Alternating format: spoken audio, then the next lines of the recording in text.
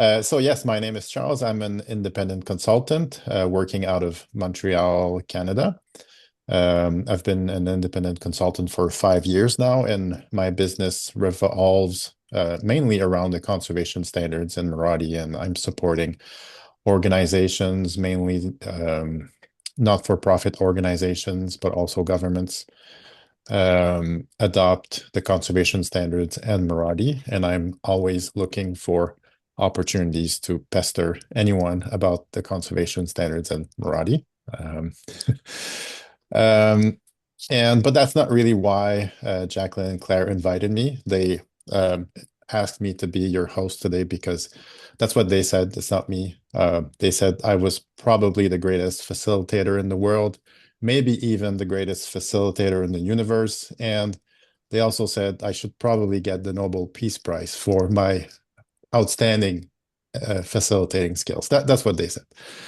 So if ever you feel like maybe that's very unlikely, but if you feel like you're a better facilitator than me, please get in touch with Claire and and Jacqueline so that you can volunteer to be the next host for our CMP meeting in a couple of months from now. So with this being said, our agenda for today, we'll have the spotlight presentation by Nick and Claire on the effectiveness framework and action classification work. Then we'll get to the CMP business for about half an hour. And hopefully we'll have lots of time at the end for other members' updates. So if you have any updates, anything you'd like to share with the rest of the group, any questions you might have, please put them in the chat and we can get back to them at the end of the meeting. All right, so this being said, first presentation is going to be a presentation by Nick and Paola on their work with the World Commission on Protected Areas, working on the effectiveness framework. So I'm going to pass it on to Nick and Paola. Thanks, Charles. Appreciate that. I realize that you're probably channeling our dear leader here in our country here, so I'm appreciative of that, and I'm glad you're getting your appropriate prizes. So I'm going to share my screen. We are giving you a 2-for-1 presentation today, so I'm going to talk for about 35 minutes about the work that we've been doing with WCPA. And then I'll turn it over to Claire, who's going to talk about some additional work that we've been doing with IUCN on the actions classification. So you're going to get 2 presentations for the price of 1. I'm going to go through a bunch of material. Some of you have seen some of this before, but it's been perking along, so we're happy to give you an update. And of course, we're happy to share this presentation as well as the recording with anyone who wants to see it. So this is about an outcomes-based approach for assessing the effectiveness in protected and conserved areas. And it's really the results of a task force that is now coming to its 4-year end that's been working with IUCN's World Commission on Protected Areas. And so this is a task force that we're going to tell you about the work of this task force and how it relates to what CMP's been doing. So all this comes back to the need for a global framework to assess protected and conserved area effectiveness. When I say PA, protected and conserved areas, I mean primarily protected areas, but also to some degree, this framework applies to OECMs and other area-based conservation measures. And you all are familiar with CBD Target 3, and the key phrase in Target 3, the 30 by 30 ambitious goal, is that we want protected areas that are effectively conserved and managed. So the key here is really agreeing on how do we assess effectiveness and how do we improve management. So our task force was chartered by Madhu Rao at WCPA 4 years ago. I'm presenting on behalf of my co-chair, Paola, and we've been leading this task force that a number of you have also been involved in. When we talk about this, we actually do explicitly bring up the CMP, and I hope this is the latest version with the various logos here, but we talk about the CMP. And in particular, we talk about and introduce this idea that conservation standards provide best practices. So we introduce people to the open standards, which I know you all are familiar with, so I won't spend any time on it. But the idea here is that we're really trying through this task force to bring together 2 different groups that we think are climbing the same mountain. And so there's a whole bunch of people who've been working in the protected area space over the last 20 or 30 years, mainly around the World Commission on Protected Areas, which is an IUCN commission. And then there's been this whole separate world that you all are part of, or that we're all part of, the Conservation Measures Partnership and CCNet, who are also kind of climbing the same mountain. And we really want to bring those two groups together. Interestingly, there's been a few people who've already been at the summit of the mountain waiting for the rest of us to get there. In particular, a bunch of protected area managers in the Red Parkas group down in Latin America who have really already been up there and doing really cool things. And so we're trying to learn from them as well. So of course, we need to have a theory of change. And so here's the theory of change and the actions for our task force over the last 4 years. And I'm going to go into a little more detail of each of these, but we wanted to start by compiling a Rosetta Stone of frameworks and tools and analyzing what the world already knows about effectiveness. Using that, we developed then a generic approach, which includes a principles and a framework with criteria and indicators. Based on that, we wanted to share that approach with key managers and the people who are using existing frameworks and tools that are out there so they can use our generic approach to improve their systems. We also then want to develop translation algorithms across the different effectiveness tools that are out there, so data from existing frameworks and tools can easily be incorporated into standard assessments. If we do all that, we're hoping that protected and conserved areas will have public, credible, current, and useful outcome-based effectiveness assessments. If we can do that, PCA managers can use the assessments to identify gaps needed to improve their practices. They can get the technical capacity and support needed to fill those gaps. And as a result of all that, we'll have more effective PACAs and systems. We're also hoping that success can be documented so that 30 by 30 commitments can easily be tracked. Society has confidence in PCAs and provides sufficient support. And so this is really leading to 2 tracks. There's an improved management pathway, and there's a credible reporting pathway that we're working towards here. So I'm going to go a little bit more detail of what we did along each of these steps, starting with compiling a Rosetta Stone of frameworks and tools. So there are a lot of different frameworks and tools for PCA effectiveness that have been developed over the last 20, 30 years. And so by framework, we mean something like this, the IUCN PAME framework, which is a set of things that you want to track to think about effectiveness. And then that framework is often associated with a tool. An earlier tool was the MET handbook, Management Effectiveness Tracking Tool, which helped implement that particular framework. Another framework is the Green List Standard version 1.1, which came out in 2016, 2017, is now being revised. But there's a bunch of tools that have been involved to help people go through that Green List process. Obviously, countries have their own management tools and systems and plans. And then we can also think about the conservation standards themselves as a framework and then a set of tools for helping people think about effectiveness. So we took all those different tools out there. We looked at them in their original order. What components did they talk about? What results did they talk about? And then more interestingly, we crosswalked them with each other to sort of see where there were similarities, where there were gaps, and what we could learn from that overall work. Based on that, we are able to create a bunch of principles and a framework, a generic framework for how to think about effectiveness. And so I want to go into some of those principles and the framework first. So the first principle is that we need to think about effectiveness both at the level of an individual area and also at the level of a network. So by a protected or conserved area, you have an area there. It has a team of people who are involved in managing it, and they have identified the values they care about. So those could be natural values. They could also be cultural values or human well-being values. And they're implementing one or more strategies to really affect the conservation of those values. We can then think about those areas being in a network. That network is managed by a system or part of a protected and conserved area system. It has a system team, and there may be higher level things that the system is trying to accomplish as well. And we need to think about both those levels. The second principle is that we need to think about effectiveness in terms of both process and outcomes. Some of you have probably seen this analogy before, but for those of you who haven't, imagine 2 teams of rowers that are competing to get to a finish line. And so they're racing. Rowers go backwards, which is why they're facing backwards. But the gun goes off and they're trying to get to the conservation outcome. And after a while, team A has crossed the finish line and achieved the outcome. And team B is way back there rowing like mad and really hasn't gotten very far. And so the question is, which team has been effective? And obviously, team A has achieved the outcome, so they should get the green check mark and get all the praise and the raise. And team B is not, so they should be punished and they should be shamed. But if I gave you a little bit of additional information that said, okay, team A has had a current of enabling conditions, and they just had to sit there and they drifted across the finish line, and team B has been rowing like mad in the face of huge threats that they're dealing with, and then I ask you which team has been effective, that's not so clear. And so what we're learning is that it's, yes, you do have to achieve your outcomes, but shorter term process objectives and context also matter as well.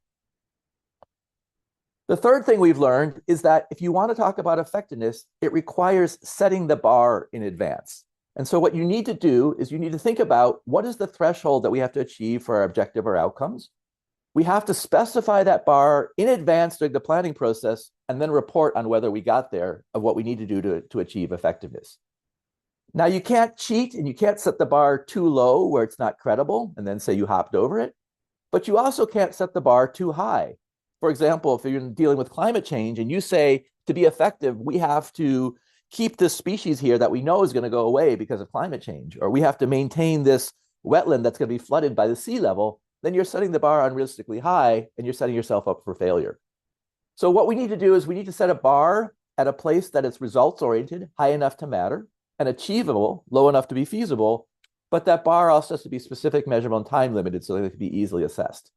And so this is really why in the conservation standards, we talk about SMART goals and objectives, but in this case, to do effectiveness, we have to be setting that bar in advance to really track our progress.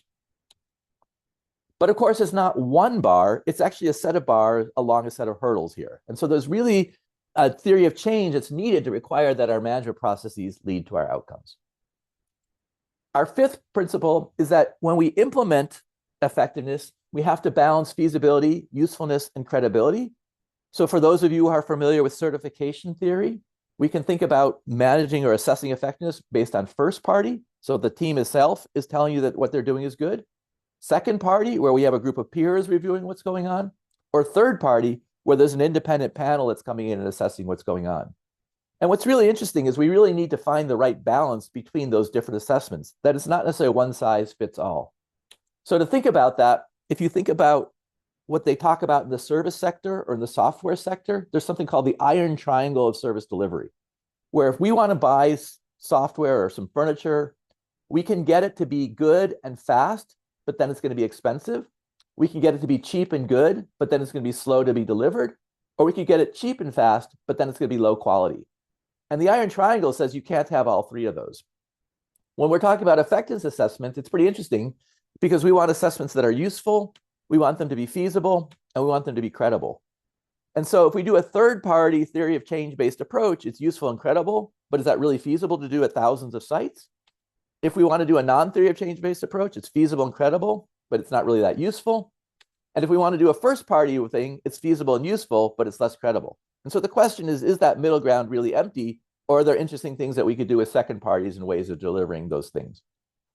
But what we really want to do is, coming back to our theory of change, if we want to have an public, credible, current, useful, outcome-based assessments, they have to be feasible to apply globally. If we want to have improved management, then it has to be useful to managers. And if we want to have it be credible, we have to have it credible to supporters. So we really have to sort of think about all three of those different things. Which leads to our last principle, which is that a good effectiveness approach really has to be conceptually integrated with a protecting conserved areas ongoing management approach. That if you're using one framework and one set of tools to assess effectiveness and a different framework and a different set of tools to actually manage the protected area, that's not very efficient. And so ideally, if we can use them based on the same framework, then information from the management system can easily inform your effectiveness assessments. And at the same time, the gaps feed into your ongoing adaptive management. And so we really want to have the same underlying framework for both managing protected areas, but also assessing their effectiveness over time. So that led us to develop what we're calling a generic effectiveness framework. And I'm going to show you here what that framework looks like at a high level, and then some of the details of the components within them. So we borrowed a lot of this again from the folks in Latin America, particularly in folks in Peru. Serenap came up with an earlier version of this framework. And so the credit to them for coming up with this original bit here. But basically, our generic framework says that if you want to have an effective protected and conserved area site, you have to have good governance in place. You need to have your values identified and then have the appropriate design and understand the context in which you're working. You need to then do good planning and management, which includes planning, getting the capacity needed to implement your work, and then strategy implementation. And then that strategy implementation leads to ultimate outcomes. So it leads to threats being mitigated. A big piece of this is not all protected area work happens through threats, though. There's also a lot of maintenance or restoration work that protected areas do. So your values have to be maintained or restored. That leads to your values being conserved. That leads to your human well-being enhanced. And then we hope there's an adaptive management loop on this, both in the short term, leading to your strategy implementation, and then in the long term, leading to your values and design. And so there's a bunch of loops that have to happen here. That then enables you to do your reporting. Just as an aside, for those of you who are familiar with the conservation standards, I hope that you're sort of seeing a lot of rhyming with the conservation standards here, that we're kind of, again, building on that similar framework to this work.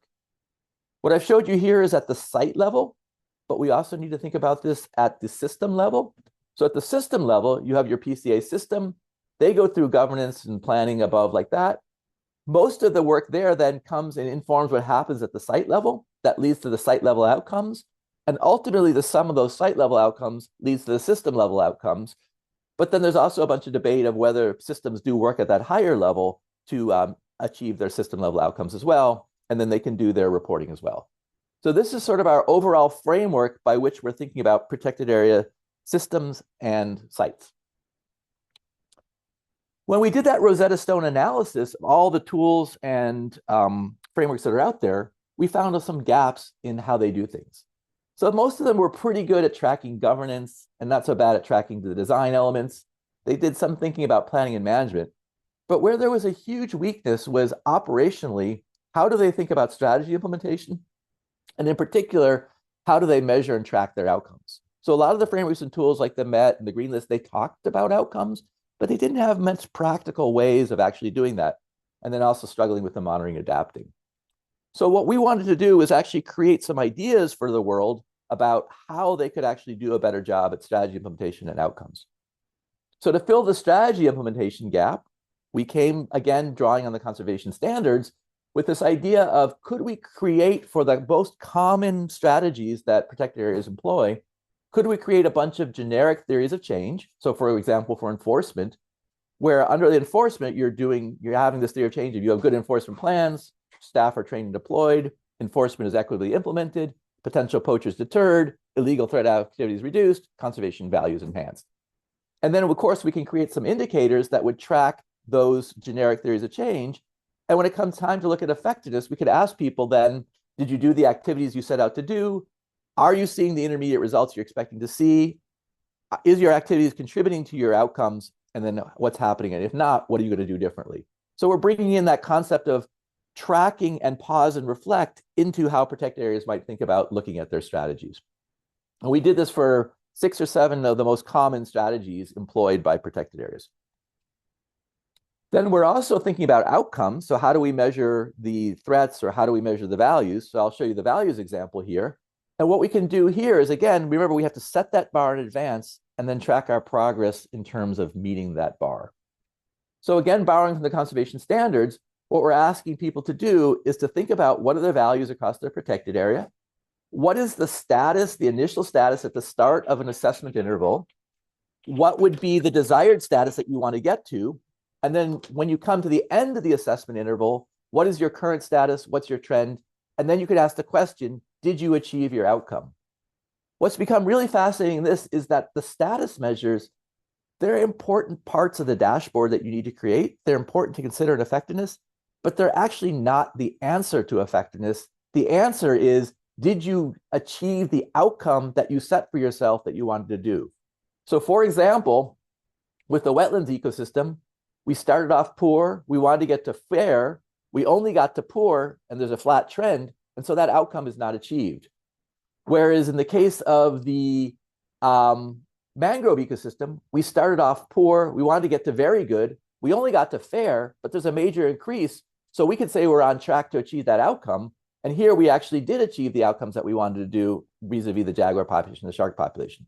So it's really an interesting sort of conversation about how do you use the status assessments for both values and for threats? How do you relate them to setting the bar? And then how do you actually measure your progress in achieving that bar over time? The other thing that we've been doing is also kind of improving not just the components and the criteria, but also how people ask questions and thinking about how we can develop better tools to look at effectiveness. So this is an example from the Green List self-assessment tool. But for example, you might ask a very high-level question. Does your protected area have an appropriate legal framework whose elements include a clearly defined purpose, appropriate legal status, clearly defined legal boundaries, and appropriate governance authority? And if a team has all those, they could quickly check, yes, it has all those elements. But we found that through our testing, that these kinds of questions where they have a lot of stuff crammed into them are actually pretty hard to answer. So we're also going to give people the option of answering a more detailed version of that question where it breaks each of those components into little pieces, and then you can quickly answer those little pieces and roll them up. So the detailed question splits into multiple smaller parts, and that's a better way to ask questions to look at effectiveness. In a similar fashion, a lot of the existing tools out there have yes/no questions, or they have points-based scoring for their answers. And we don't feel that's really helpful. What we've learned is that we actually want to have yes/no answers with nuance to enable adaptive management. And what I mean by that is if you're asking a team, does your protected area have an appropriate legal status that enables to meet its purpose? The answer could be yes, it has an appropriate legal status. Yes, it is a legal status, but there are some minor issues to be resolved. No, it has a legal status, but not the right one for the stated purpose. No, not yet, but the formal process to establish a protected area has begun. No, not yet, because there's an issue at the site level, or no, not yet, because there's an issue at the system level. Because, of course, the answer to these different yeses and nos takes you to different management options. And so we want to have yeses, no, whether the standard has been met, but nuance as to why it hasn't necessarily been met yet. And then especially when people say no, we can link to guidance to help people fix the problem. So there's a lot of learning here about how to improve how people ask questions and look at this question of effectiveness. Okay, so that was a little bit in a hurry about how we developed a generic approach, both the principles and the framework with criteria and indicators. And we can show you a lot of the detail there if folks are interested. What are we actually doing in that? Well, we pilot tested this generic approach with a whole bunch of key PCA systems. That included expert desk reviews where we asked people, including CMP, but also the Red Parkas folks, to vote on the principles and criteria that we had.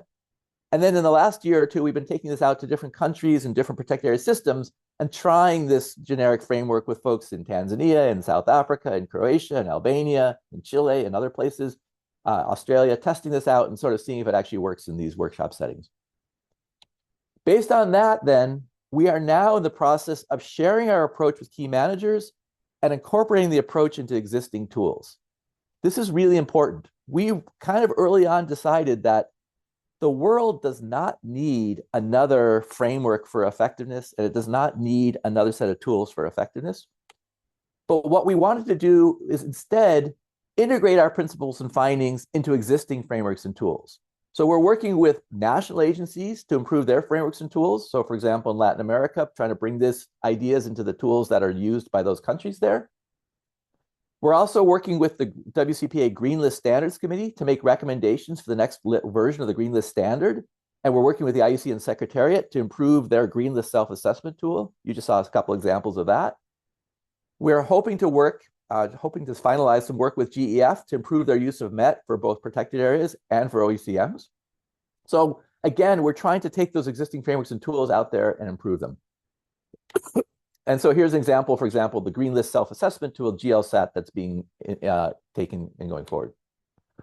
Finally, we're also trying to develop translation algorithms across tools. We think our generic framework would help you then take a MET rating and compare it to an IMET rating or to a Green List rating. And then we can use this to bring assessments more efficiently into the WCMC's Protected Planet PAME database. So we think that this work will actually help translate existing work and improve what's going on. So in conclusion, and I realize this is a ton in a hurry, but again, our theory of change is that we want to have a good effectiveness approach that's tied to people's ongoing adaptive management systems. And the idea is that we can have public, credible, and useful outcome-based effectiveness assessments. Managers can use them to improve their practices, get the support they need to fill those gaps. That leads to more effective PCAs and systems. Also, success can be documented so that 30 by 30 commitments can be easily tracked. Broader society has confidence in PCAs and provides sufficient support. And then we get the resources needed to fill those gaps. So we need a system that is feasible to apply globally and useful to managers. And it needs to be credible to supporters. And if we want to do this at hundreds, thousands of protected areas across the world, we're going to need a huge group of people who are trained and able to help protected area managers think about this. So, where could we find a network of people who know how to do viability analysis and know how to do threats assessment? And where can we find the world's greatest facilitator, Charles? I mean, where can we find these people who could help with this different work? So this is why I think this is such an important presentation, is these two worlds have been separate, and we really have a framework now that allows these two worlds to come together and climb the same mountain. But what we need to do is we need your help implementing this. And we need to figure out how to get you all, CCNet and CMP coaches and experienced people and organizations, working with protected area managers and protected area manager systems to apply these principles to our frameworks so that we can get better adaptive management in place and credible reporting. So that's what we're here to do. We have a report that's about to come out. We'd love to get your feedback and comment on it. You can send an email to me or to Paola if you want to be involved and look at this. Our committee, this task force is coming to an end, but there's a new task force that's going forward that's going to be led by Paola and Tobias Garstecki, who's a CCNet coach, and they're going to be carrying this work forward. And so hopefully that'll be going forward in the next 4 years of the WCPA work as well. So that is a ton in a hurry. I think I have maybe 10 minutes left for questions before we would then turn to the second feature of our double feature here, which is talking about the conservation actions.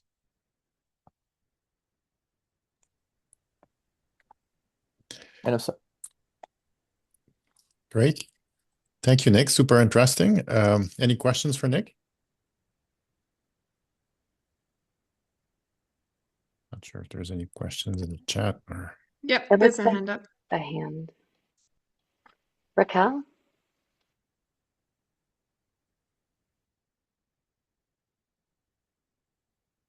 Thanks. Good morning.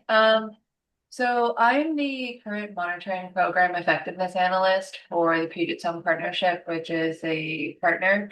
And we're being able to do a lot of what you talked about through our vital sign system, but we're kind of looking at our effectiveness system as more of asking the question of a why to those effectiveness like levels and assessments.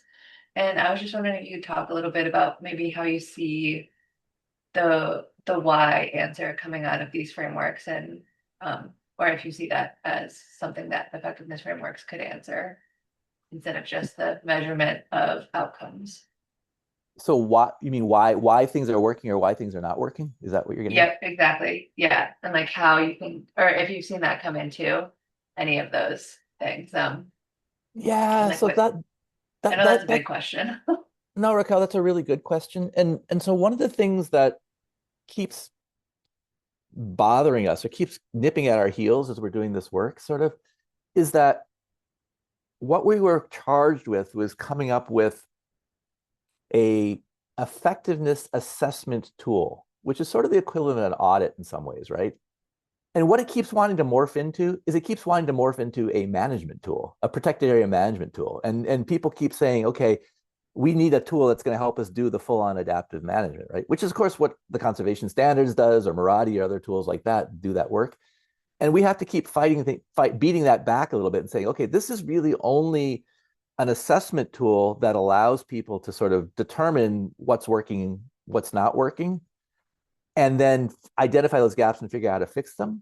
To some degree, the reason we actually are promoting those yes/no questions with nuance is it does help get at that why question, because you're starting to ask the question, well, if it's not working, why, and what do we need to do to fix it? But there's only so much you can do in an assessment tool. And at some point, I think you have to hand over those questions and that adaptive management question to your ongoing management tools that you're using and your ongoing management. But this is where, if I have one message coming out of this, it's that the framework that your management tool and the framework that your assessment tool are, they have to be built on the same framework, because then it allows you to transition from identifying those gaps, moving it over to that adaptive management system. But again, these are not meant to be management tools. They're assessment tools that then lead to information of that management, if that makes sense. So you get some of the why, but not all the why. Paola has her hand up, so Paola, maybe you want to comment on that. Yes, and it has to do with a lot of internal discussions about this. So yes, I mean I agree. It's an assessment tool, an assessment of effectiveness, and effectiveness is about the effect. So what is that our actions are finally achieving? So I think that's just to say that I think this is not. We have we have emphasized in that we need to understand what is that is just checking, like an audit tool, right? What things are in place, but this needs to go beyond that. It needs to move into what has to do with evaluation of effectiveness, and that's really the challenge. So we have also things that are talking about that, the achievement, and that's why we are bringing the high-level theories of change, for example, and that should help people to understand the why. Yes, so just to mention that.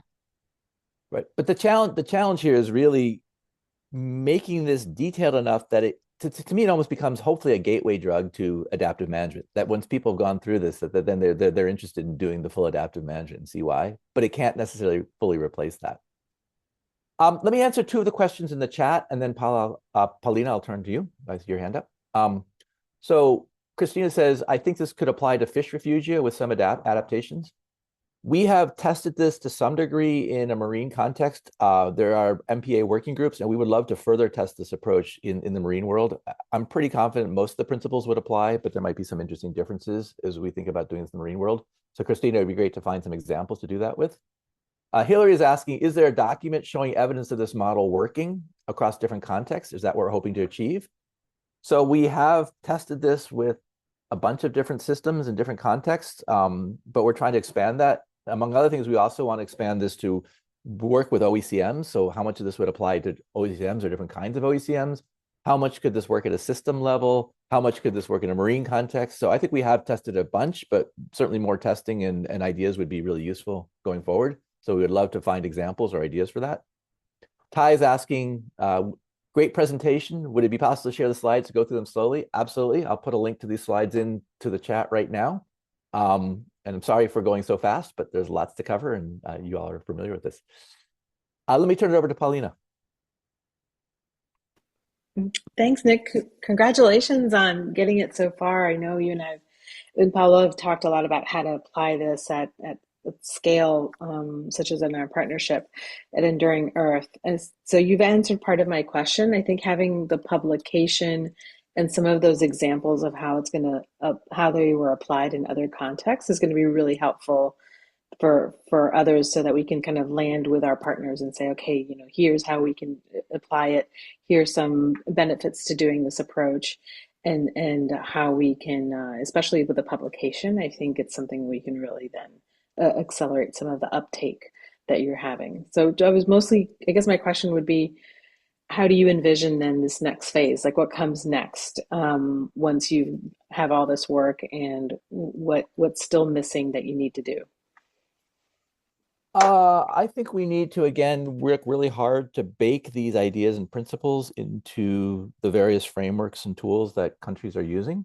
Again, countries are going to do what they're going to want to do. And so I think, again, we're not trying to create a new framework and tool, but really bake it into those existing ones. And so but that's where, Paulina, working with the PFP folks, and as PFP folks need to think about effectiveness of the sites that you're supporting, maybe this framework and tool could help inform whatever tools they're using for that work. And so to have those conversations and do it. I do think, as I said before, we need to test this in different contexts, in a marine context, in an OECM context, so there's a lot of work that has to do there. But more importantly, and this comes back to the message I was trying to preach at the end of this, people are going to need capacity and support to implement this stuff, because it's one thing to give people a tool that shows them that you have to think about thresholds and viability analysis. It's another thing to have the support to actually go through that work. And this is where there's an opening for CMP and CCNet to really come in and support this work, and you pick it up, use it in your practice, but then use it with the protected managers that you guys are working with and talking about.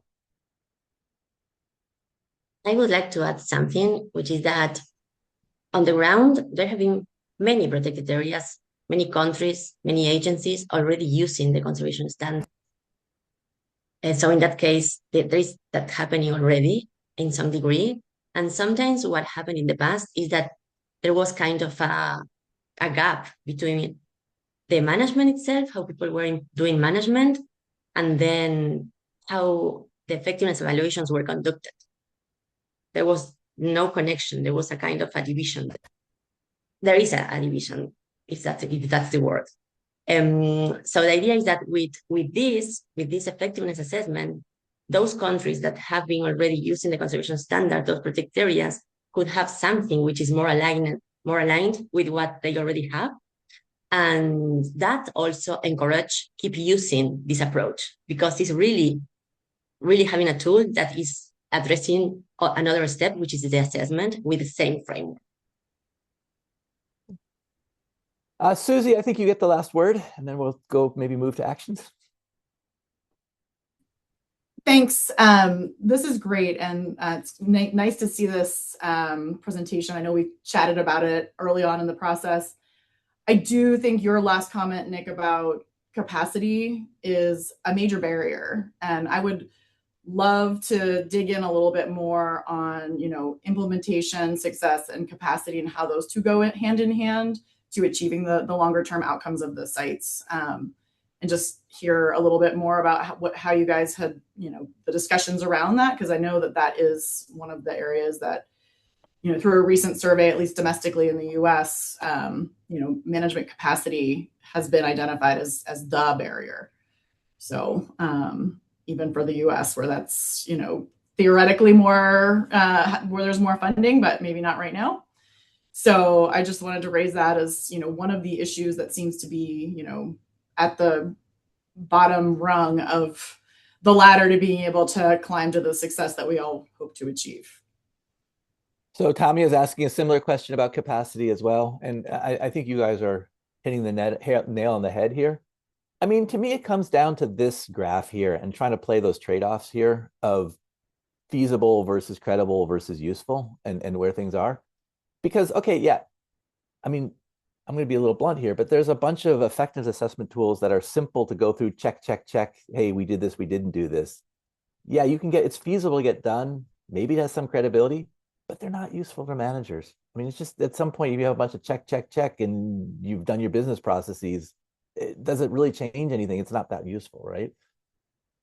If you do a full-on open standards training, the third party and all that stuff, yeah, it's much more credible and useful, but is it feasible to deploy? That's the hard part. And so we're trying to walk that line between creating a tool that's meaningful enough and driving people towards adaptive management, but that isn't too onerous or that there's some self-service element to it. And a lot of this is going to come in the guidance. And that's why I think it's really important that we showed you here that if you answer no to some of these questions in these tools, what we need to do is point you to a training video or a material or stuff that helps you then answer that question and take things forward. Or better yet, find a coach that can help you with that work and do that stuff. And so I think you all are exactly spot on. Capacity is going to be the limiting thing.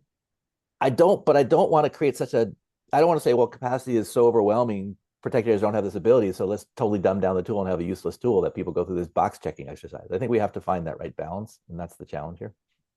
And just real quick, I think that there is potentially an opportunity here to, as this framework gets more fine-tuned and finalized, like pitching it to funders to be willing to help fill some of the capacity gaps that we know exist and have been persistent and that are not something that we can fill, through whether it's a NGO or a government organization for the long term. Like this is the perpetual issue. So, we would love these positions to be institutionalized. And that's one of the issues for the longer term conservation. And funders may have a niche here. Okay, Becky, you had suggested maybe having a training session to help people do that. Happy to do that if there's demand for it, and that's something we can look at.